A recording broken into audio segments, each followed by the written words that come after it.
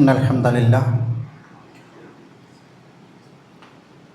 نحمده ونستعينه ونؤمن به ونتوكل عليه ونعوذ بالله من شرور أنفسنا ومن سيئات أعمالنا من يهده الله فلا مضل له ومن يضلل فلا هادي له وأشهد أن لا إله إلا الله وحده لا شريك له وأشهد أن محمدا عبده ورسوله أرسله بالهدى ودين الحق ليظهره على الدين كله ولو كره المشركون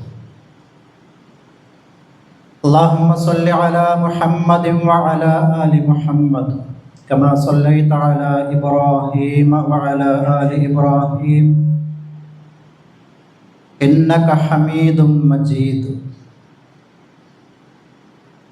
أما بعد فإن خير الكلام كلام الله وخير السنن سنن محمد صلى الله عليه وسلم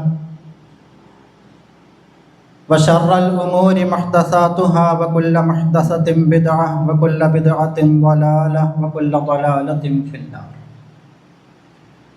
يا أيها الذين آمنوا اتقوا الله حق تقاته ولا تموتن إلا وأنتم مسلمون أعوذ بالله من الشيطان الرجيم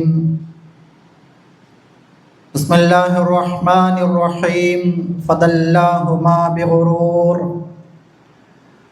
فلما ذاقا الشجرة بدت لهما سوآتهما وطفقا يخصفان عليهما من ورق الجنة وناداهما ربهما ألم أنهكما عن تلكما الشجرة وقل لكما إن الشيطان لكما عدو مبين.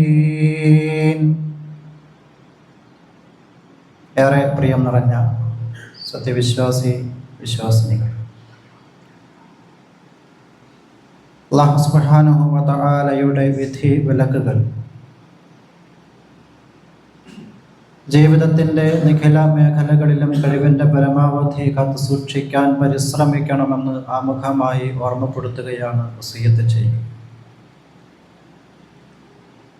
ജീവിതത്തിലുടനീളം അല്ലാഹുവിൻ്റെ ആജ്ഞാനിർദ്ദേശങ്ങൾക്ക് വഴിപ്പെട്ട് ജീവിച്ച് യഥാർത്ഥ വിശ്വാസികളായി റബ്ബിനെ കണ്ടുമുട്ടാൻ തൗഫീഖ് ലഭിക്കുന്ന ഭാഗ്യവാന്മാരിൽ അല്ലാഹു നമ്മെ ഓരോരുത്തരെയും ഉൾപ്പെടുത്തുമാറാവട്ടെ.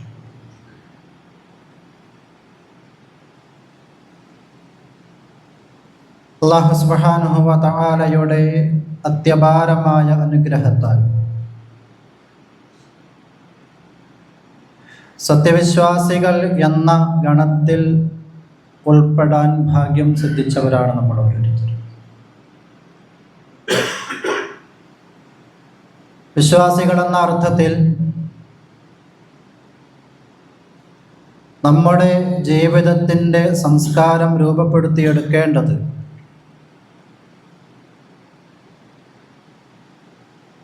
നമ്മെ വിശ്വാസികളാക്കി തീർത്തിട്ടുള്ള ലാ ഇലാഹ ഇല്ലല്ലാഹ് മുഹമ്മദുർ റസൂലുള്ളാഹ് എന്ന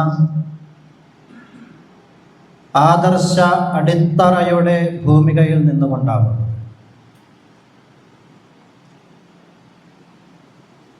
സംസ്കാരം എന്ന് പറയുമ്പോൾ, പ്രത്യേകിച്ച് ഇസ്ലാമികമായ സംസ്കാരം എന്ന് പറയുന്നത് പൊതുവായ കുറേ മൂല്യങ്ങളും വിശ്വാസ പ്രമാണവും ജീവിത കാഴ്ചപ്പാടുകളുമെല്ലാം ഒത്തുചേരുന്നവണ്ണമാണ്. ഓരോ ഇടത്തും പാലിക്കപ്പെടേണ്ട കൃത്യമായ മാർഗനിർദ്ദേശങ്ങൾ, കാഴ്ചപ്പാടുകൾ ആ രംഗത്ത് ഇസ്ലാമിനുണ്ട് എന്നുള്ളത് നമ്മൾ മനസ്സിലാക്കിയിട്ടുള്ളതാണ്. ഇസ്ലാമികമായ സംസ്കാരത്തിൻ്റെ വക്താക്കളാണ്, ആളുകളാണ്, അനുയായികളാണ് നാം എന്ന് പറയുമ്പോൾ ആ പറച്ചിലിനോടൊപ്പം പ്രഖ്യാപനത്തോടൊപ്പം തന്നെ അത് പ്രകടമാവേണ്ടതുണ്ട്. ജീവിത ഇടപാടുകളിൽ, സ്വഭാവ മേഖലകളിൽ, ഭക്ഷണ രീതിയിൽ, വസ്ത്രധാരണ രംഗത്ത് എന്ന് വേണ്ട ഒരു വിശ്വാസിയെ സംബന്ധിച്ചിടത്തോളം അവൻ്റെ ജീവിതത്തിൻ്റെ തുടക്കം മുതൽ ഒടുക്കം വരെ ഇത് പ്രകടമാക്കി ജീവിക്കേണ്ടവരാണ് വിശ്വാസികൾ. ചുരുക്കത്തിൽ നാം എന്താണ്, അതല്ലെങ്കിൽ ഞാൻ ആരാണ് എന്നൊരു ചോദ്യം വന്നാൽ അതിൻ്റെ ഉത്തരമാണ് ഇസ്ലാമിക സംസ്കാരം എന്നുള്ളത്. അത് എൻ്റെ ജീവിതത്തിൻ്റെ എല്ലാ രംഗത്തും പുലർത്തി ജീവിക്കുമ്പോൾ മാത്രമാണ് ആ ചോദ്യത്തിന് ഉത്തരം പൂർണ്ണമാവുകയുള്ളൂ. ഒരു സത്യവിശ്വാസിയെ സംബന്ധിച്ചിടത്തോളം ഇസ്ലാമികമായ സംസ്കാരത്തിൻ്റെ വക്താവായി ജീവിക്കുമ്പോൾ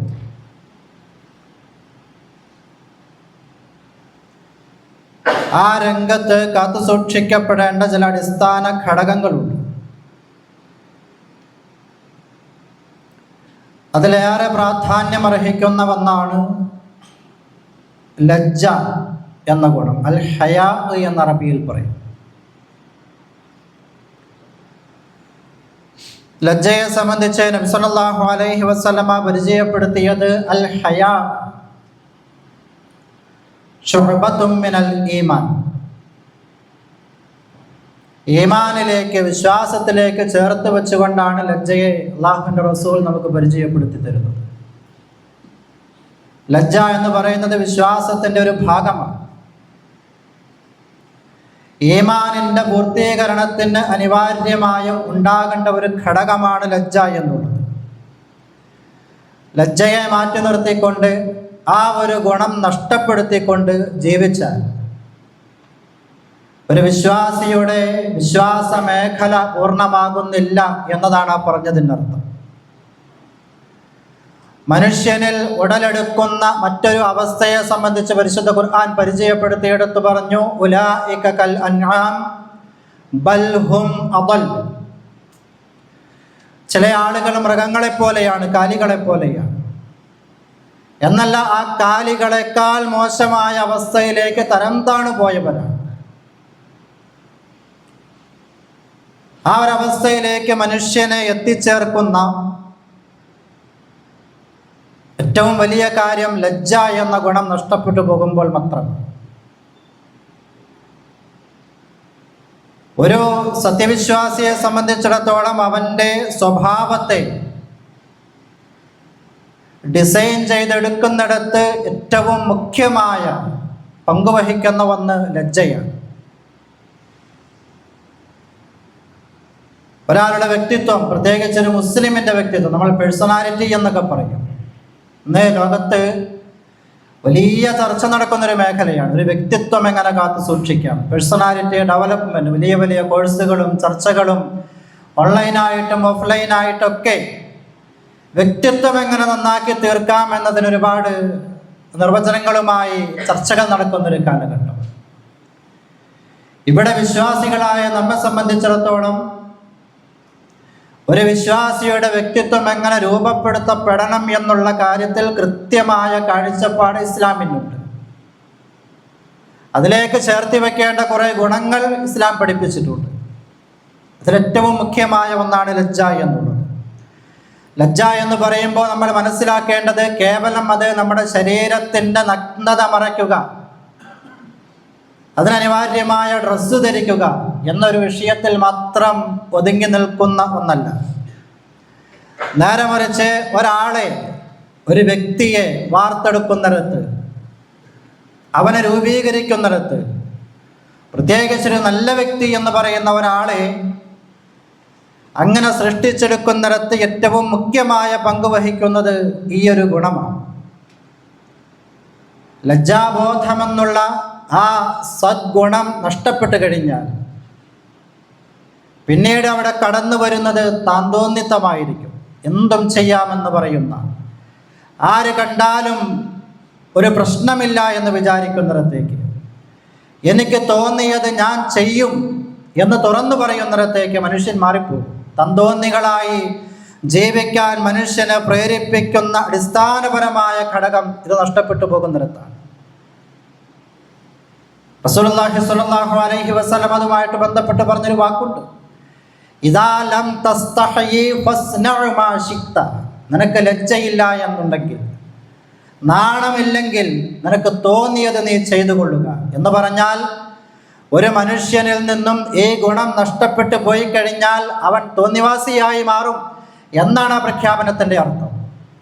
നിനക്ക് ലജ്ജയില്ലെങ്കിൽ നിനക്ക് തോന്നിയത് ചെയ്യാം.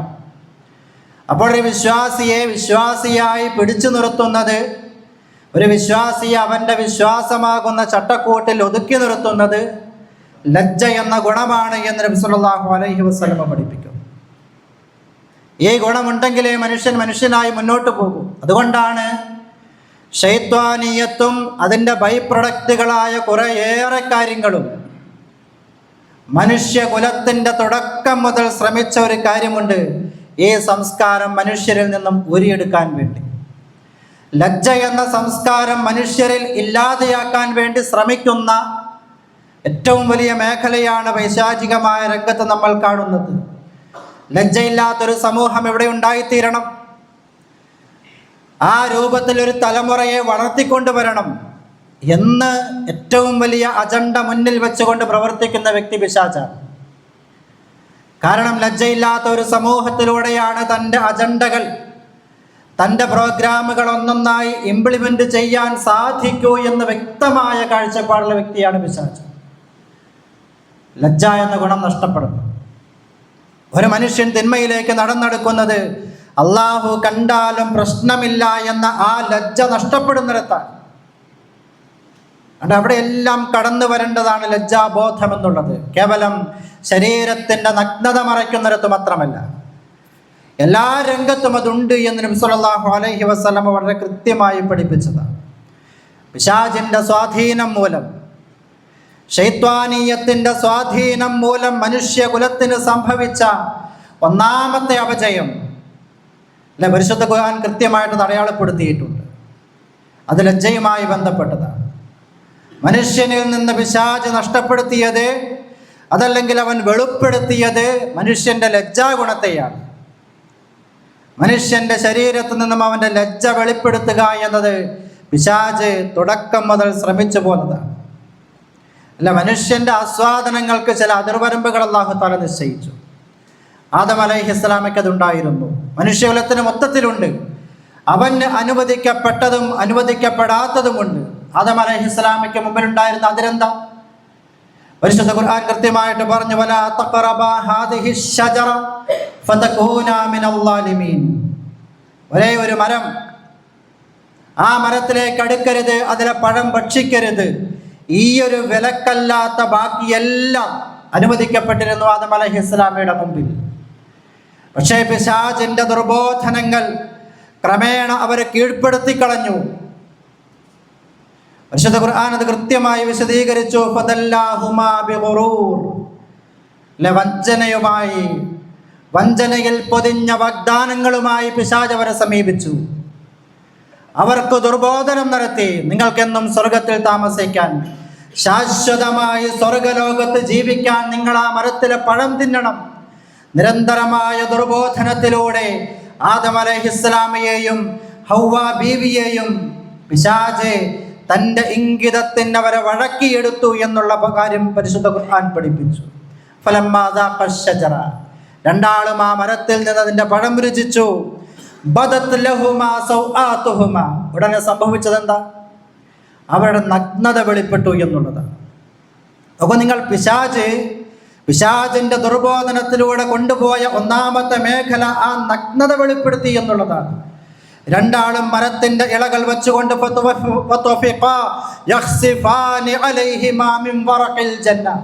മരത്തിൻ്റെ ഇലകൾ പറിച്ചുകൊണ്ട് വെളിപ്പെട്ട നഗ്നത മൂടിവെക്കാൻ അവർ രണ്ടുപേരും പരിശ്രമിക്കുകയായിരുന്നു പിന്നീട് ചെയ്തത് എന്നാണ് ഖുർആൻ പഠിപ്പിച്ചത്. മനുഷ്യൻ്റെ നഗ്നത വെളിപ്പെടുത്തി. പിശാചിൻ്റെ ഇംഗിതത്തിന് വഴങ്ങിയാൽ നഗ്നത വെളിപ്പെടുമെന്നുള്ള യാഥാർത്ഥ്യം പരിശുദ്ധ ഖുർആൻ വളരെ കൃത്യമായി പഠിപ്പിച്ചിട്ടുണ്ട്. ഇവിടെ നിന്ന് നഗ്നത മറയ്ക്കണമെന്നുള്ള ഒരു വസ്ത്ര സംസ്കാരം രൂപപ്പെടുകയായിരുന്നു. അതായിരുന്നു അതിൻ്റെ തുടക്കം. ശിലായുഗത്തിൽ നമ്മുടെയൊക്കെ പൂർവികരായ ആളുകളെ കുറിച്ച് നമ്മൾ പറയുന്നുണ്ട്. ശിലായുഗത്തിൽ ജീവിച്ച ആളുകൾ, വസ്ത്രം ധരിക്കാതെ നഗ്നരായി ജീവിച്ച മനുഷ്യർ പ്രാകൃത മനുഷ്യന്മാർ എന്നാണ് നമ്മളവരെ കുറിച്ച് പറയാൻ. പ്രാകൃത മനുഷ്യർ, വിദ്യാഭ്യാസവും വിവരവുമില്ലാത്ത, നഗ്നതയെക്കുറിച്ച് ബോധ്യമില്ലാത്ത പ്രാകൃതരായ മനുഷ്യർ ജീവിച്ചൊരു കാലഘട്ടം ഇവിടെ കഴിഞ്ഞു പോയിട്ടുണ്ട്. നഗ്നത മറയ്ക്കുക എന്നുള്ളത് അവരെ സംബന്ധിച്ചിടത്തോളം ഒരു പ്രശ്നമല്ലായിരുന്നു. എന്നാൽ ഇന്ന് പരിഷ്കൃതരായ മനുഷ്യർ പരിഷ്കാരത്തിൻ്റെ പേരിൽ, സ്വാതന്ത്ര്യത്തിൻ്റെ പേര് പറഞ്ഞ് ശരീരത്ത് നിന്നും വസ്ത്രം എത്രത്തോളം ഊരിമാറ്റാൻ കഴിയുമോ അതിനു വേണ്ടി ശ്രമിച്ചു കൊണ്ടിരിക്കുന്ന, അത് അവകാശമാണ് എന്ന് വിളിച്ചു പറയുന്ന, അതിനു വേണ്ടി നിയമങ്ങൾ ഉണ്ടാക്കാൻ താല്പര്യപ്പെടുന്ന അവസ്ഥയിലേക്ക് ഇന്നത്തെ പരിഷ്കൃത സമൂഹം മാറിക്കൊണ്ടിരിക്കുന്നു എന്നുള്ളതാണ് നാം മനസ്സിലാക്കേണ്ടത്. തൻ്റെ ശരീരത്ത് നിന്നും പരമാവധി പുറത്ത് കാണുന്ന രൂപത്തിൽ ഡിസൈൻ ചെയ്യപ്പെട്ട വസ്ത്രം, അതാണ് ഏറ്റവും ബ്യൂട്ടിഫുള്ളായ ഫാഷൻ എന്ന് വാദിക്കുന്ന, അതിനു വേണ്ടി പൈസ മുടക്കുന്ന ഒരു സമൂഹത്തിലാണ് ഞാനും നിങ്ങളുമൊക്കെ ജീവിച്ചു കൊണ്ടിരിക്കുന്നത്. അല്ല, നമ്മുടെ നാടിൻ്റെ പ്രത്യേകത ഏറ്റവും കൂടുതൽ അളവുള്ള വസ്ത്രം ധരിച്ചിട്ടും ശരീരത്ത് നിന്നും മറയേണ്ട ഭാഗം മറയാതെ പോകുന്നൊരു കാഴ്ച നമ്മൾ കാണുന്നു. 6 മീറ്റർ നീളമുണ്ടൊരു സാരിയുടെ നീളം, 6 മീറ്റർ. എന്നിട്ടും അത്ര നീളമുള്ള അളവുള്ള വസ്ത്രം ധരിച്ചിട്ടും ശരീരത്തിൻ്റെ നിമ്നോന്നതികൾ പലതും പുറത്ത് കാണിച്ചുകൊണ്ട് വസ്ത്രധാരണം നടത്തുന്നൊരവസ്ഥയാണ് നമ്മുടെ നാട്ടിൽ നാം കാണുന്നത് എന്നത് നാം ചിന്തിക്കേണ്ട ഒരു കാര്യമാണ്. വസ്ത്രം മാന്യമാവണം. ഇസ്ലാം ആവശ്യപ്പെടുന്ന, നിർദ്ദേശിക്കുന്നൊരു കാര്യമാണത്. വസ്ത്രം മാന്യമായിരിക്കണം. ശരീരത്തിൽ നിന്നും മറയേണ്ട ഭാഗങ്ങൾ മറയണം. ധരിച്ചിട്ടും മറയ്ക്കാത്ത, ശരീരം മറച്ചിട്ടും നഗ്നത മറയാത്ത ആളുകളെ കുറിച്ച് റസൂലുള്ളാഹി സ്വല്ലല്ലാഹു അലൈഹി വസല്ലമയുടെ മുന്നറിയിപ്പുകൾ എത്രയോ ഹദീസുകളിലൂടെ കേട്ടവരും പഠിച്ചവരുമാണ് നമ്മൾ ഓരോരുത്തരും. ഇതൊക്കെ കേൾക്കുമ്പോൾ നമ്മളുടെ ചിന്ത പോകേണ്ടത് നമ്മുടെ ഓരോരുത്തരുടെയും കുടുംബത്തിലേക്കാണ്. നമ്മുടെ ഭാര്യമാരെ സംബന്ധിച്ച്, നമ്മുടെ പെൺമക്കളെ സംബന്ധിച്ച്, നമ്മുടെ കുടുംബത്തിൽ നമ്മുടെ ഉത്തരവാദിത്വത്തിൻ്റെ കീഴിൽ ജീവിക്കുന്ന ആളുകളെ കുറിച്ചാണ്. ഇവിടെയൊക്കെ ഈ ഇസ്ലാമിക സംസ്കാരം എത്രത്തോളം കാത്തു സൂക്ഷിക്കാൻ നമ്മൾ ഓരോരുത്തരും ശ്രമിച്ചിട്ടുണ്ട്, ശ്രദ്ധിക്കുന്നുണ്ട് എന്നുള്ള കാര്യം വളരെ ഗൗരവമായി ആലോചിക്കേണ്ടതുണ്ട്. മക്കളുടെ വിഷയത്തിൽ, കുടുംബത്തിൻ്റെ കാര്യത്തിലൊക്കെ എല്ലാ തരത്തിലുള്ള ഉത്തരവാദിത്വവും ഏറ്റവും ഭംഗിയായി പൂർത്തീകരിക്കണമെന്ന് ആഗ്രഹിക്കുന്ന, അതിനു വേണ്ടി ത്യാഗം സഹിക്കുന്ന, കഷ്ടപ്പെടുന്ന, രാവിലെ വീട്ടിൽ നിന്നും പുറത്തേക്ക് പോയി വൈകുന്നേരം മടങ്ങി വരുന്ന നമ്മളെ സംബന്ധിച്ചിടത്തോളം പ്രിയമുള്ളവരെ, ഗൗരവമായിട്ടൊന്ന് ആലോചിക്കണം. നമ്മുടെ ശരീരത്ത്, നമ്മുടെ കുടുംബത്തിൻ്റെ ശരീരത്ത് ഇസ്ലാമികമായ അടയാളം കൃത്യമായി പ്രതിഫലിക്കുന്നുണ്ടോ എന്നുള്ളത് അതിഗൗരവമായ ഒരു ചിന്ത നമ്മളെ സംബന്ധിച്ചിടത്തോളം ഉണ്ടാവേണ്ടതുണ്ട് എന്ന് ഇസ്ലാം ആവശ്യപ്പെടുന്നതാണ്. നബി സല്ലല്ലാഹു അലൈഹി വസല്ലമ പെണ്ണുങ്ങളെ കുറിച്ച് പരിചയപ്പെടുത്തി നിസാഉൻ ഖസിയാത്ത്, വസ്ത്രം ധരിച്ചിട്ടുണ്ട് സ്ത്രീകൾ. പക്ഷേ ആരിയാത്ത്, അവർ നഗ്നകളാണ്. വസ്ത്രം ധരിച്ചിട്ടും നഗ്നകളായി ജീവിക്കുന്ന, ഭൂമിയിലൂടെ സഞ്ചരിക്കുന്ന പെണ്ണുങ്ങളെ കുറിച്ച് നബി സല്ലല്ലാഹു അലൈഹി വസല്ലമ അതിഗൗരവത്തിലാണ് താക്കീത് ചെയ്തത്. അല്ലെ, നമ്മൾ ഹോട്ടലിൽ ചെന്നാൽ പലഹാരം വെക്കുന്നൊരു അലമാരയുണ്ട്. എന്താ അതിൻ്റെ പ്രത്യേകത? അത് ഫുൾ കവറിങ്ങാണ്. പക്ഷേ പുറത്തു നിന്നെല്ലാം കാണാം. അകത്താണ് എങ്കിലും പുറത്ത് കാണാവുന്ന രൂപത്തിൽ പലഹാരം വെച്ച അവസ്ഥയിലാണ് നമ്മുടെ ഉമ്മപെങ്ങന്മാരുടെ ഈ സമൂഹത്തിലെ സ്ത്രീ ജനങ്ങളുടെ വസ്ത്രധാരണം. ശരീരത്ത് നിന്നും എന്തൊക്കെ മറയണമെന്നാണോ പഠിപ്പിക്കപ്പെട്ടത് അത് പൂർണ്ണമായ രൂപത്തിൽ മറയാത്ത വസ്ത്രം. ഇനി മറഞ്ഞാൽ പോലും അവിടെയും ഇസ്ലാം പഠിപ്പിച്ചു ശരീരത്ത് ലൂസായ വസ്ത്രമാണ് വേണ്ടത്. വസ്ത്രത്തിൻ്റെ കാര്യം പറയുമ്പോൾ പുരുഷന്മാരാരും തെറ്റിദ്ധരിക്കേണ്ടതില്ല, ഇതൊക്കെ സ്ത്രീകൾക്ക് മാത്രം ബാധകമായ കാര്യമാണ് എന്ന്. പുരുഷന്മാർക്ക് എത്രയോ നിർദ്ദേശങ്ങൾ റസൂലുള്ളാഹി സ്വല്ലല്ലാഹു അലൈഹി വസല്ലമയുടെ വസ്ത്ര രംഗത്തുള്ള നിർദ്ദേശങ്ങൾ പഠിപ്പിക്കപ്പെട്ടിടത്ത് പുരുഷന്മാർക്കുമുണ്ട് കുറേയേറെ കാര്യങ്ങൾ. വസ്ത്രം ഞെരിയാണിക്ക് മുകളിലായിരിക്കണം പുരുഷനെ സംബന്ധിച്ചിടത്തോളം. മുട്ടുപൊക്കിളിനിടയിലുള്ള ഭാഗങ്ങൾ കൃത്യമായിട്ട് മറയണം, അത് നിർബന്ധമാണ്. ഇല്ല, ലോ വേസ്റ്റ് പാൻറ്റുകൾ എന്നുള്ള പേരിൽ ഇന്ന് നമ്മൾ കാണുന്ന പല വസ്ത്രങ്ങളും, പല പാൻറ്റും ധരിച്ചു കഴിഞ്ഞാൽ, പ്രത്യേകിച്ച് സുജൂദ് ചെയ്യുമ്പോൾ നമ്മുടെയൊക്കെ യുവാക്കളുടെ, ചെറുപ്പക്കാരുടെ ഒക്കെ വസ്ത്രം നോക്കിയാൽ ഈ പൊക്കിളെന്ന് പറയുമ്പോൾ കൃത്യമായി അതിൻ്റെ പിൻഭാഗം കൂടി മറിയൽ നിർബന്ധമാണ്. പൊക്കിളിൻ്റെ അളവിൽ പിൻഭാഗം മറയണം. എന്നാൽ ഇന്ന് നമ്മൾ ധരിച്ച പാൻറ്റിട്ടുകൊണ്ട് ഒന്ന് സുജൂദ് ചെയ്തു നോക്കാം, നിങ്ങൾ എവിടം വരെ കാണാമെന്നുള്ളത്. പ്രത്യേകിച്ച് ഷർട്ടിനറക്കം കുറവാണ് എങ്കിൽ, ടീഷർട്ട് പോലെയുള്ളതാണ് ധരിച്ചിട്ടുള്ളത് എങ്കിൽ, കൃത്യമായി നമ്മുടെ ഊരയുടെ ഭാഗം നഗ്നതയാണ് എന്ന് പഠിപ്പിക്കപ്പെട്ട ഭാഗം അത് വെളിവായി കാണുന്ന രൂപത്തിൽ പുറത്ത് കാണുന്ന കാഴ്ചകൾ നിത്യമാണ് നമ്മുടെ പള്ളികളിലും നമസ്കാര സ്ഥലങ്ങളിലുമൊക്കെ. ഗൗരവമായി ശ്രദ്ധിക്കേണ്ട ഒരു വിഷയമാണ്. നഗ്നത വെളിവാക്കിക്കൊണ്ട് നമസ്കരിച്ചാൽ ആ നമസ്കാരം ബാത്തിലാണ്. ഔറത്ത് മറയ്ക്കുക എന്നുള്ളത് നിർബന്ധമാണ്, നമസ്കാരത്തിൻ്റെ ഷർത്തിൽപ്പെട്ടതാണ്. അത് പൂർത്തീകരിക്കപ്പെടാത്തിടത്തോളം നമസ്കാരം എങ്ങനെ സ്വീകരിക്കപ്പെടും? ലാ ഇലാഹ ഇല്ലല്ലാഹയുടെ അതോടൊപ്പം ചേർത്ത് പറഞ്ഞ മുഹമ്മദ് റസൂലുള്ളാഹിയുടെ വക്താക്കളായി നമ്മൾ ജീവിക്കുമ്പോൾ പ്രിയമുള്ളവരെ, ഈ പറഞ്ഞ ചില നിർദ്ദേശങ്ങൾ നമ്മുടെയൊക്കെ ജീവിതത്തിൽ പ്രതിഫലിച്ച് കാണേണ്ടതുണ്ട്. അത് വസ്ത്രദാന രംഗത്ത് ഇന്ന് സമൂഹത്തിന് ഏറ്റവും കൂടുതൽ കൈമോശം വന്നുകൊണ്ടിരിക്കുന്ന ഒരു മേഖല. ആണിനാണെങ്കിലും പെണ്ണിനാണെങ്കിലും അത് വസ്ത്രധാരണ രംഗത്താണ്. മാർക്കറ്റിലേക്ക് ഇറങ്ങുന്ന ഫാഷൻ ഏതാണ് എങ്കിലും അത് കൈനീട്ടി സ്വീകരിക്കാൻ നമ്മുടെ ഉമ്മത്താണ് ആദ്യം മുമ്പിലുള്ളത്. ഏത് ടെക്സ്റ്റൈൽസിൽ കയറിയാലും തിക്കും തിരക്കുമാണ് പുതിയ ഫാഷനുകൾക്ക് വേണ്ടി. നമ്മുടെ മക്കളെ അണിയിക്കാൻ, നമ്മുടെ ഉമ്മമാർക്കും പെങ്ങന്മാർക്കും വേണ്ടി നാം വാങ്ങിക്കുന്ന, അള്ളാഹു നമുക്ക് നൽകിയ മഹത്തായ അനുഗ്രഹമെന്ന സമ്പത്ത് ഉപയോഗിച്ചുകൊണ്ട് പടച്ചവന് തൃപ്തിയില്ലാത്ത, നാളെ പരലോകത്ത് നമ്മളെ കൊണ്ട് പടച്ചവൻ സമാധാനം പറയിപ്പിക്കുന്ന അവസ്ഥയിലേക്ക് നമ്മൾ വസ്ത്രം വാങ്ങി കൊടുക്കുന്നുണ്ട് എങ്കിൽ ഒരു ജാഗ്രത ആ വിഷയത്തിൽ വേണമെന്നുള്ളത് പ്രത്യേകം നാം ശ്രദ്ധിക്കേണ്ടതുണ്ട്. തുട പുരുഷനെ സംബന്ധിച്ചിടത്തോളം നഗ്നതയാണ്. ഇല്ല, ഇന്ന് പല വാഹനങ്ങളിലും വന്നിറങ്ങുന്ന യുവാക്കളെ നമ്മൾ കാണുമ്പോൾ തുടയ്ക്ക് മുകളിൽ പകുതിയോളം നിൽക്കുന്ന ട്രൗസറും ഇട്ടിട്ടാണ് അവർ വരുന്നത്. വീട്ടിൽ ധരിക്കുന്ന വസ്ത്രങ്ങൾ വീട്ടിലാവാം, കുടുംബക്കാർക്ക് മുമ്പിലൊക്കെ ആവാം ഒരു പക്ഷെ പൊതുസമൂഹത്തിലേക്ക് വരുമ്പോൾ, അന്യരായ ആണുങ്ങളും പെണ്ണുങ്ങളും കാണുന്ന രൂപത്തിലേക്ക് വരുമ്പോൾ അതൊക്കെ ഗൗരവമായി ശ്രദ്ധിക്കേണ്ടതാണ്. മുണ്ടെടുത്തിട്ട് മടക്കി കുത്തുക എന്നുള്ളത് പുരുഷന്മാരുടെ ഒരു ശൈലിയാണ്, പക്ഷേ തുട പുറത്താണ്. അലി റളിയല്ലാഹു അൻഹു തൻ്റെ സദസ്സിലിരിക്കുമ്പോൾ, അടുത്തിരിക്കുമ്പോൾ തുട വെളിവായ സമയത്ത് ഒരു കുത്തു കൊടുത്തിട്ട് അല്ലാഹു റസൂൽ പറഞ്ഞു, ഇന്നൽ ഫഖ്ദ ഔറ. അലി, തുട എന്നുള്ളത് നഗ്നതയാണ്, അത് മറക്കേണ്ടതാണ്, പഠിപ്പിച്ചു കൊടുത്തു നബി സല്ലല്ലാഹു അലൈഹി വസല്ലം. ഇതൊക്കെ നമ്മളോട് കൂടി ബാധകമല്ലേ? ഇതിലൊന്നും യാതൊരു പ്രായവ്യത്യാസവുമില്ല. ഇസ്ലാമികമായ തക്ലീഫിന് ബാധകമായ, അതായത് പ്രായപൂർത്തിയെത്തി എന്ന് പറയാവുന്ന ആ ഒരു സ്റ്റേജിൽ തുടങ്ങുന്ന നിയമങ്ങളാണിതെല്ലാം. പാലിക്കാൻ നമ്മൾ ബാധ്യസ്ഥരാണ്. അള്ളാഹുവിനെയും റസൂലിനെയും അംഗീകരിക്കുന്നവരാണ് നമ്മളെങ്കിൽ, അന്ത്യദിനത്തെ ഭയപ്പെടുന്നവരാണ് നമ്മളെങ്കിൽ, ഒരു വിചാരണയുണ്ട് എന്ന് വിശ്വസിക്കുന്നവരാണ് നമ്മളെങ്കിൽ, ഈ ലോകത്തുനിന്ന് ജീവിതം അവസാനിച്ച് മറ്റൊരു ജീവിതമുണ്ട് എന്ന് വിശ്വസിക്കുന്നവരാണ് നമ്മളെങ്കിൽ, പ്രിയമുള്ളവരിത് അംഗീകരിച്ചേ മതിയാകും.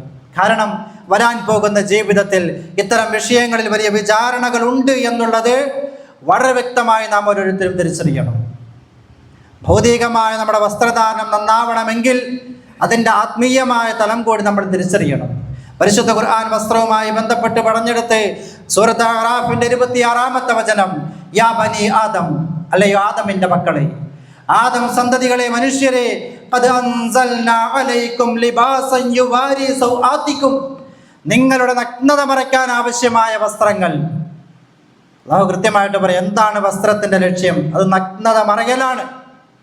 ഒന്നാമത്തെ കാര്യം നഗ്നത മറയലാണ്. അത് മാത്രമല്ല എന്നുള്ളത് ബാക്കി കൂടി വായിക്കുമ്പോൾ മനസ്സിലാകും. അപ്പോൾ നഗ്നത മറയണം, മറയ്ക്കേണ്ട രൂപത്തിൽ അത് മറയ്ക്കണം. അതിനാണ് നിങ്ങൾക്ക് അല്ലാഹു തആല വസ്ത്രം നൽകിയത്.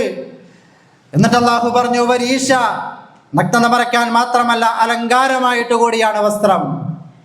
അലങ്കാരം എന്ന് പറഞ്ഞാൽ ഇസ്ലാം ആ രംഗത്ത് ചില നിർദ്ദേശങ്ങളൊക്കെ വെച്ചിട്ടുണ്ട്. അലങ്കാരം എത്രത്തോളമാകാം, ആകർഷിപ്പിക്കൽ എത്രത്തോളമാകാം എന്നുള്ളതിനൊക്കെ കൃത്യമായ മാനദണ്ഡങ്ങളുണ്ട്.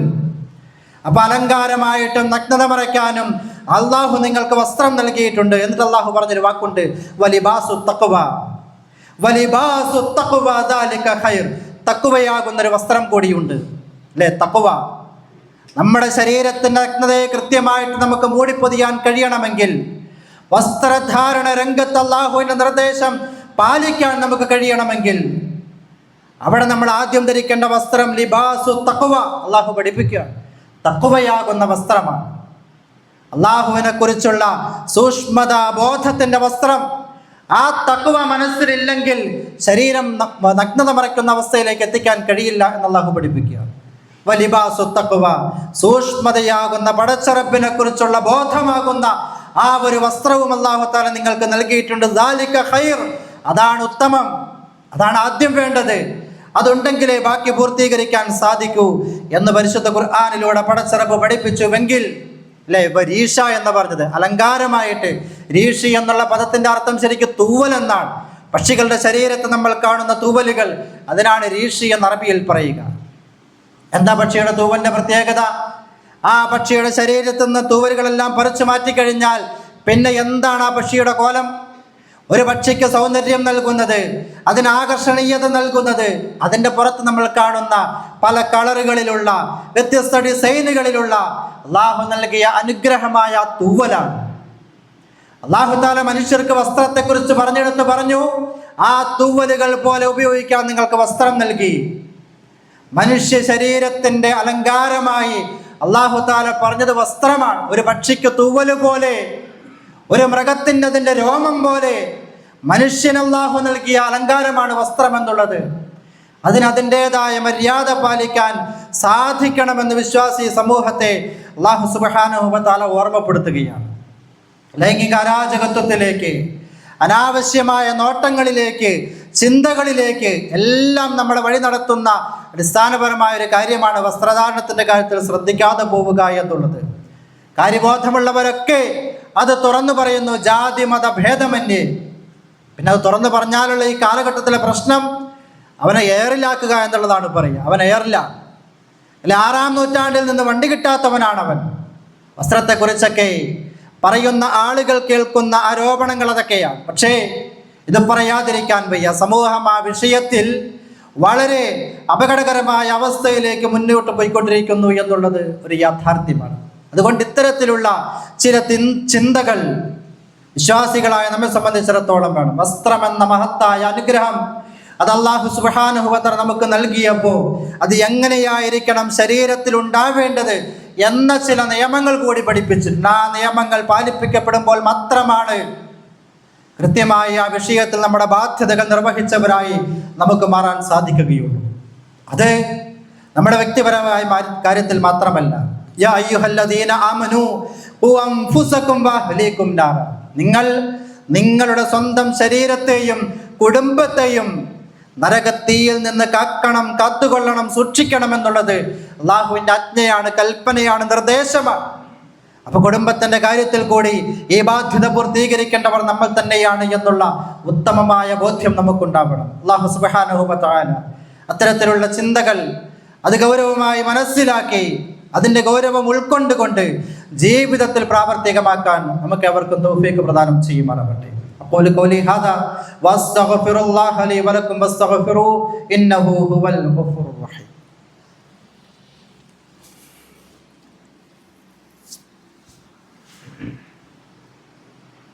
അൽഹംദുലില്ലാഹി റബ്ബിൽ ആലമീൻ അസ്സലാത്തു വസ്സലാമു അലാ അഷ്റഫിൽ മുർസലീൻ വഅലാ ആലിഹി വഅസ്ഹാബിഹിൽ ഫായിസീന ബിറിദല്ലാഹി അമ്മാ ബഅദ്.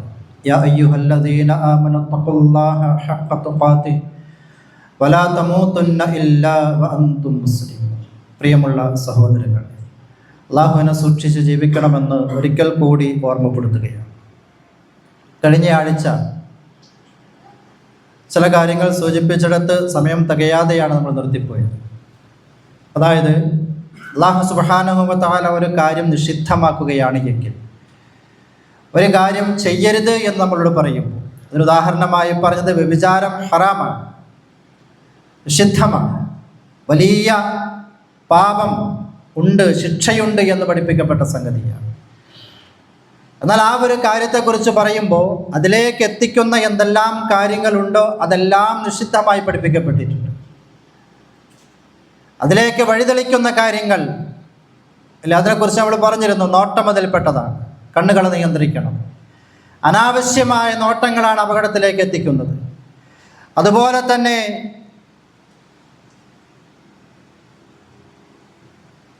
സ്ത്രീകളെ സംബന്ധിച്ചിടത്തോളം അവരുടെ വസ്ത്രധാരണം, അതുപോലെ അവരുടെ സംസാരം, ഇങ്ങനെയുള്ള കുറേ കാര്യങ്ങൾ ഈ ഒരു വിഷയത്തിൻ്റെ ആമുഖം എന്ന രീതിയിൽ പഠിപ്പിക്കപ്പെട്ടിട്ടുണ്ട്. അപ്പം അത്തരം കാര്യങ്ങളിൽ സൂക്ഷ്മത പുലർത്തിയാൽ മാത്രമാണ് അതിൻ്റെ ഏറ്റവും അവസാന ഭാഗമായ വ്യഭിചാരം എന്ന തിന്മയിലേക്ക് മനുഷ്യർക്ക് എത്താതിരിക്കാൻ സാധിക്കൂ. ആ വ്യഭിചാരത്തിലേക്ക് എത്തിച്ചേർക്കുന്ന ആമുഖമായ കാര്യങ്ങൾ അതും ഓരോന്നും നിഷിദ്ധമായി കൃത്യമായി പഠിപ്പിക്കപ്പെട്ടിട്ടുണ്ട്. പരിശുദ്ധ ഖുർആനിൻ്റെ ആയത്തുകളിലൂടെ, നിരവധി ഹദീസുകളിലൂടെ നമ്മളതൊക്കെ മനസ്സിലാക്കിയിട്ടുള്ളതാണ്. അപ്പോൾ ഏതൊരു തിന്മയാണ് എന്ന് പഠിപ്പിക്കപ്പെടുന്നിടത്ത് അതിലേക്കുള്ള വഴികളിലുണ്ടാകുന്ന കാര്യങ്ങൾ അതും തിന്മയാണ് എന്ന് തന്നെ പഠിപ്പിച്ചു. ആ കൂട്ടത്തിലാണ് മറ്റു ചില കാര്യങ്ങൾ കൂടി സൂചിപ്പിക്കാനുള്ളത്. റസൂലുള്ളാഹി സ്വല്ലല്ലാഹു അലൈഹി വസല്ലം പഠിപ്പിച്ചു, ലാ യൻദുറു റജുൽ ഇലാ ഔറത്തിർ റജുൽ. ഒരു പുരുഷൻ മറ്റൊരു പുരുഷൻ്റെ നഗ്നതയിലേക്ക് നോക്കാൻ പാടില്ല. അല്ല, പലപ്പോഴും നമ്മൾ പറയുന്നത് ഒരു സ്ത്രീയെ നോക്കാൻ പാടില്ല, അല്ലെങ്കിൽ ഒരു സ്ത്രീ പുരുഷനെ നോക്കാൻ പാടില്ല എന്നതാണ്. അത് മാത്രമല്ല അല്ലാഹു റസൂൽ പറഞ്ഞത്, ഒരു പുരുഷൻ മറ്റൊരു പുരുഷൻ്റെ നഗ്നത കാണാൻ പാടില്ല, നോക്കാൻ പാടില്ല എന്ന്. ലാ യൻദുറു റജുലു ഇലാ ഔറത്തിർ റജുൽ. പരസ്പരം നഗ്നത വെളിപ്പെടുത്തി അത് പ്രദർശിപ്പിക്കുന്നത് പുരുഷന്മാർക്കിടയിൽ പോലും പാടില്ല. തുടർന്ന് പറഞ്ഞു, വലൽ മർഅതി ഇലൽ മർഅ. ഒരു സ്ത്രീ മറ്റൊരു സ്ത്രീയുടെ ഔറത്തിലേക്ക് നോക്കാൻ പാടില്ല. ഒരു സ്ത്രീ മറ്റൊരു സ്ത്രീയുടെ നഗ്നത കാണരുത്. വലാ യുഫ്ളി റജുൽ ഇലർ റജുൽ ഫീ സൗബിൻ വാഹിദ്. ഒരു വിരിപ്പിൽ, ഒരു പുതപ്പിൻ്റെ ചുവട്ടിൽ രണ്ട് പുരുഷന്മാർ ഒരുമിച്ച് കിടക്കാൻ പാടില്ല. അപ്പോൾ നിങ്ങൾ, രണ്ട് പുരുഷന്മാർ ഒരു വിരിപ്പിൽ, ഒരു പുതപ്പിൻ്റെ ചുവട്ടിൽ ഒരുമിച്ച് കിടക്കരുത്. അല്ലാഹുവിൻ റസൂൽ പഠിപ്പിച്ച നിർദ്ദേശമാണത്. സ്ത്രീകളോടും പറഞ്ഞു, വലാ യുഫ്ളിർ മർഅതു ഇലൽ മർഅതി ഫി സൗബിൽ വാഹിദ്. ഒറ്റ വിരിപ്പിൽ, ഒരേ പുതപ്പിന് ചുവട്ടിൽ രണ്ട് സ്ത്രീകൾ ഒരുമിച്ചാവാൻ പാടില്ല. ഒരു കാലഘട്ടത്തിൽ, അതായത് കുറച്ച് മുമ്പുള്ള ഒരു തലമുറയെ നിങ്ങൾ നോക്കൂ. ഈ പറഞ്ഞ ഹദീസും അതിൻ്റെ ആശയമൊക്കെ അവരിങ്ങനെ ചിന്തിച്ചാൽ ഒരു പക്ഷേ അത്ഭുതത്തോടു കൂടി മാത്രമായിരിക്കും എന്തുകൊണ്ടാണ് ഇങ്ങനെയൊക്കെ പറഞ്ഞതെന്ന് ചിന്തിക്കാൻ കഴിയുക അവർക്ക്. എന്നാൽ നമ്മളെ സംബന്ധിച്ചിടത്തോളം ഒരു അത്ഭുതവും ഈ വിഷയത്തിലില്ല. ഇതിൻ്റെയൊക്കെ പരിണിത ഫലം എന്തുകൊണ്ട് ഇത്തരത്തിലുള്ള കർശനമായ ചില താക്കീതുകൾ ഈ വിഷയത്തിൽ പഠിപ്പിക്കപ്പെട്ടു എന്നുള്ളതിൻ്റെ കാരണത്തെക്കുറിച്ച് പരിശോധിക്കുമ്പോൾ നമുക്ക് വളരെ വ്യക്തമായിട്ട് ചില കാര്യങ്ങൾ ബോധ്യപ്പെടും, അല്ലേ? ഒന്നും പറയാതെ തന്നെ ഇന്ന് സമൂഹത്തിൽ നടമാടുന്ന കാര്യങ്ങൾ മാത്രം മുന്നിൽ വെച്ചുകൊണ്ട് ഈ ഹദീസുകൾക്ക് വിശദീകരണം കണ്ടെത്താൻ നമുക്ക് കഴിയുകയാണ്. സമൂഹത്തിൻ്റെ പോക്കാരീതിയിലാണ്.